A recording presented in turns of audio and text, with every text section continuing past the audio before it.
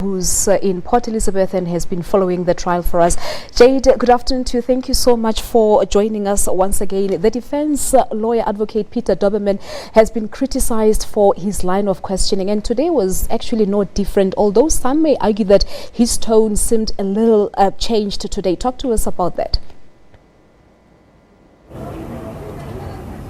That's very true, Palesa. I mean, some would say that Peter Doberman has somewhat, toned down his line of questioning, but others still maintain that, the way in which he has been cross-questioning Zondi is totally out. The questions that he's asked, very insensitive questions, and he could just merely, phrase his line of questioning differently. But others are saying that, this is his job. He is the defense advocate. He has a client to defend, and this is why he is, grilling Zondi, trying to find those flaws in her testimony to try and get an acquittal of his client, Timothy Omotoso, or possibly a lighter sentence. But we have seen a different Peter Doberman, addressing Zondi, even in the way in which he addresses her. He no longer says Zondi, a witness. He calls her ma'am. So I think somewhat a bit more toned and relaxed than what we saw, earlier this week, Palesa. And today, Jayed, we've seen Cheryl Zondi, of course, telling the court that she was raped by Omotoso in various places as the church was on tour. But emotions, of course, ran high once again when she broke down, more so when she was explaining how she called her aunt who organized a cab for her. That's very true. She spoke about how she was raped in various provinces, in South Africa, but she left out Bloemfontein, and, defense advocate Peter Doberman harped on that, why she would leave out, that province. Also, overseas, she was negligent to actually tell the court where else she was, victimized and allegedly assaulted by Timothy Omotoso, and we saw the defense actually poking holes into that testimony. He also brought up the charge sheet and said, but you did not put that in your statement, in your original statement. And she said that, she was traumatized and she could have forgotten. He then moved on to why she never told her mother about what happened, at the church. Why didn't she confide in her mother? And then she also spoke about the first person who she confided in, a very good friend of her, Malusha, who was also a member of the Jesus Dominion International Congregants. She spoke about how she told Malusha what happened, and then thereafter how she became strong enough to face Timothy Omotoso, so much so that she, saved that 300 rand that he gave her for a church crusade, and then eventually, plucked up the courage to jump out of that window and escape from that house. Let's just go back a little bit to yesterday, Jayed, because the proceedings ended with a show of video clips and photos of what looked like a church crusade, and many people were asking, the relevance of that particular process. How did that tie with today's proceedings?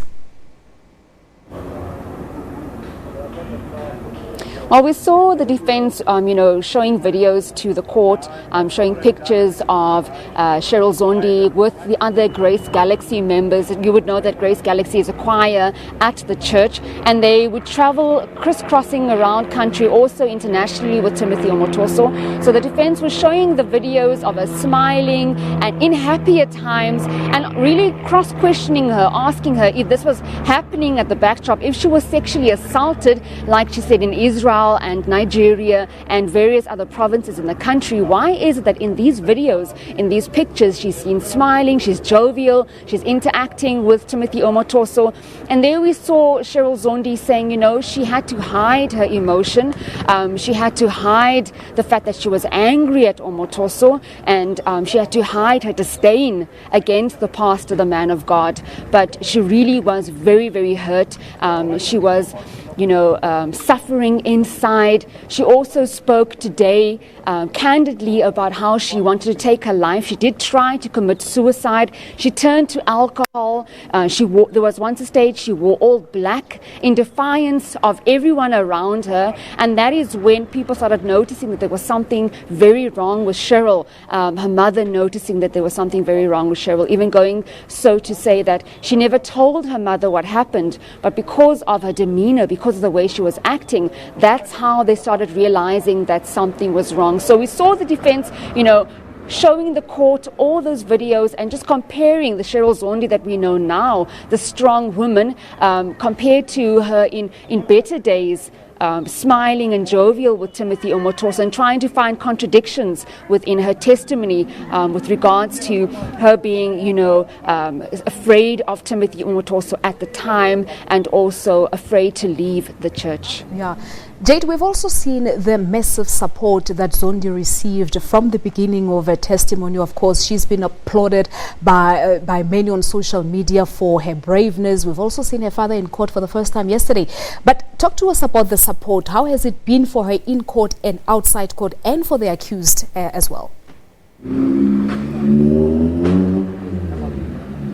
I think, since the trial proceeded, she has really gained a lot of support. We've seen it on social media, on Facebook and Twitter, with people coming out with logos such as hashtag Cheryl Zondi, standing in solidarity with her. But we've also seen outside court, the hashtag Total Shutdown movement were outside court today. They threw their weight behind her as well, protesting and picketing alongside, Timothy Omotoso's congregants who were also supporting him. So it was quite a shutdown outside of the Port Elizabeth High Court. The entire street was closed off, with opposite sides, opposite ends, showing their support for, their relevant people. But just to also make mention of the fact that the supporters are very angry, Palesa. They're very angry with the defense. When Peter Doberman was leaving court after we adjourned, they attacked him. They called him, why is he defending a rapist? Why would he take this case? He must leave this case.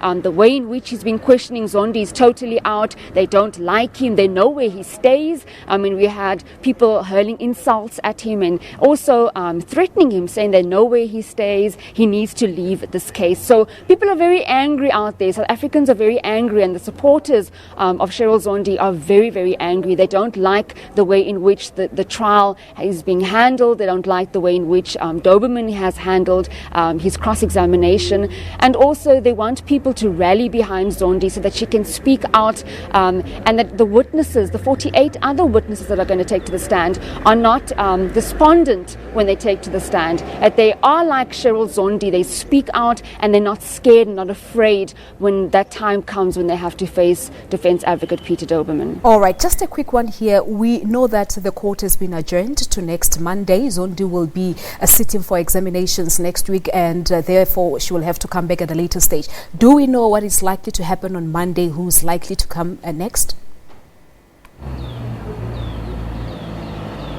Yes, that's very true. Well, before we adjourned, we heard defense advocates saying that he wants documentation from the state. This documentation is psychological reports from the other witnesses. He wants to go through that. He also made mention of the fact that he doesn't want to sit with the state prosecutor in Lebantelwa because it's too tedious, it's too long of a process, and that he wants that to be furnished to him through the course of this week. He'll go through that. But we were also told by the state that they're going to call a new witness to the stand. Palesa, I don't know who that witness is. There were talks of a Home Affairs official, Ivan Claassen. There were also talks about the Idols twins. You would know that they also came out last year citing that they were allegedly assaulted by Timothy Omotoso. So it remains to be seen who takes to the stands. But Cheryl Zondi will return back to Johannesburg, and she has been, said to go back to Johannesburg to go and write her examinations. Judge Mandela Makahula wished her well and also told her that she must, switch off from the case once she leaves the court proceedings, and that she needs to concentrate. So a nice little pat on the back there, and a nice little heartfelt message from the judge, just wishing her well and telling her to switch off now, that the time will come again when the state prosecutor will call her back to court. But for now, she just needs to go and concentrate on her studies. All right, Jayed, thank you so much for that update. Our reporter there, Jayed Leigh-Paulse, live from the Port Elizabeth High Court, updating us, of course, on the Omotoso trial. So